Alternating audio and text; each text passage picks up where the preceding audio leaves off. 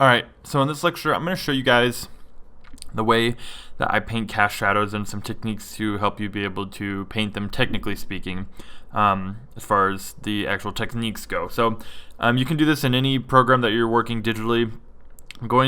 So here I have basically my flats, all my flat colors and line art all in one layer. There's not any lighting on it yet, okay? And when I do my cast shadows or any type of shadows, what I typically do is create a new layer. I set it to multiply. Whether you're in Photoshop or Procreate or whatever program you're using, it doesn't really matter. They should all have this feature. Then I'm going to select I have a layer that has the entire shape of everything except for the background. I'm going to select that, or if you're using Photoshop, you can use a mask. Whatever you want to use, I typically just select it so I can make sure I don't paint outside of the line. And then depending on what color I want my cast shadow to be, so for this, I'm going to have my cast shadow be a blue color, because I'm going to have this be a sunlit scene. I can make sure I have a brush that's going to work well for me. And since it's set on multiply, it's just going to multiply the color I've selected with whatever color I'm painting on top of to give me a nice shadow type effect. So if I'm painting over here on the wing, it'll give me a nice cast shadow where I want the wing to be. Okay, and then I can blend it out however smooth or sharp I want it. Okay, and that's what I use for doing my cast shadows. So we'll go over this whole image, and not the whole image, but we'll go over some more parts to see how else you might do this. You really want to think about what direction your light is coming from and how the shadow would be getting cast. So I'm imagining that the light source is coming from it's going to be a yellowish light source, and it's coming from basically this direction. Okay, from behind the frog and above, right? So leave that there for now and reselect this. If that's the direction that the light is coming from, then I need to think about what's going to be in shadow, right? So this wing is going to be casting a shadow on itself over here somewhere. Okay, and where else? We can know that all this is going to be in shadow, right? This isn't particularly a cast shadow, right? Because there's nothing really casting it. It's just the own form being put into shadow. But this will be in shadow. Okay, so we'll paint that in.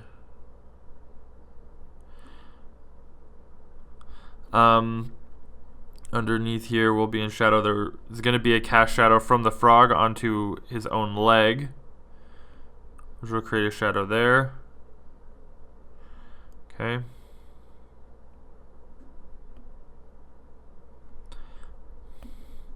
Then let's see, let's paint this in really quick.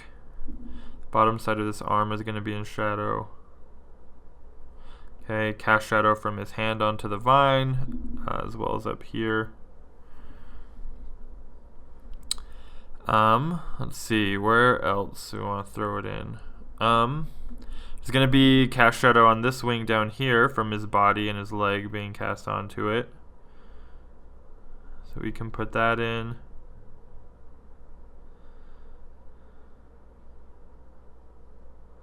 The wing, the outside edge of the wing won't be in cast shadow. It won't be up here or down here. So this will be in shadow. Cast shadow underneath that finger. It's a little thick though. A little bit smaller underneath these fingers. Okay. Then we have this part under here will be in shadow. To his leg, inside the palm of his foot where it meets the vine or the branch will have some occlusion shadow going on there. Okay.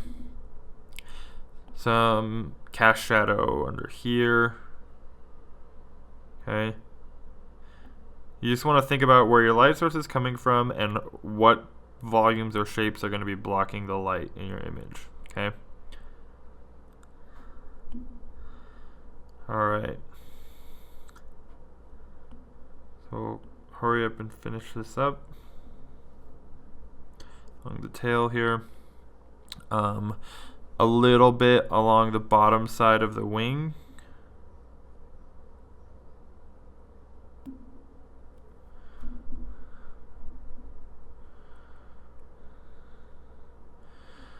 And a little bit along this edge.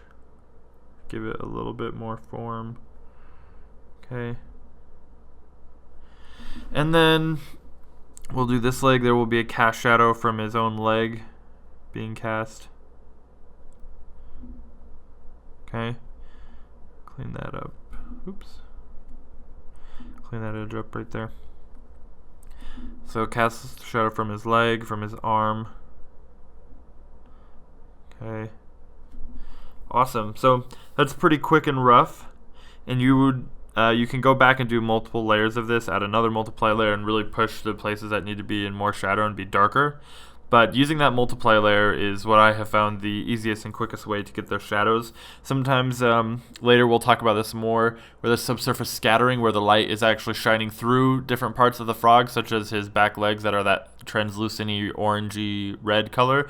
In which case the shadows will act differently because there's actually light shining through. But for this sort of basic demo, without getting into that yet, talk about that later in the course, this is how I go about doing the most general versions of my shadows, right? Using this multiply layer. And remember, your shadows, when you're using this multiply layer, you want to think about what the reflected light is. So we might even want to make this be more green, since he's in the jungle. So let's see what it looks like if we take it to a green hue. Pump up the saturation for a second so we can see what we're doing, and then we can bring it back down. So yeah, maybe we even want to do green, because that does look a little bit more natural to his setting. So anyways, yeah, that's how we could go about doing this cast shadow and other types of shadows, and I'll talk to you guys in the next lecture. Are you looking for even more content on how to become a digital artist? Then check out some of my online courses.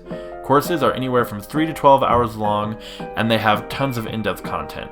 They cover a range of topics from creature design to light and color, and from character design to digital painting.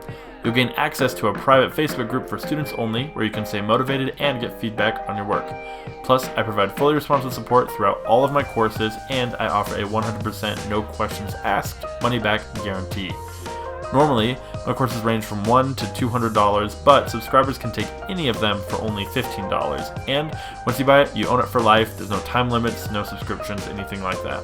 So, if you want to show your support and become a better artist in the process, then use the link in the description or use the promo code YT discount on any of my courses. Have a good one.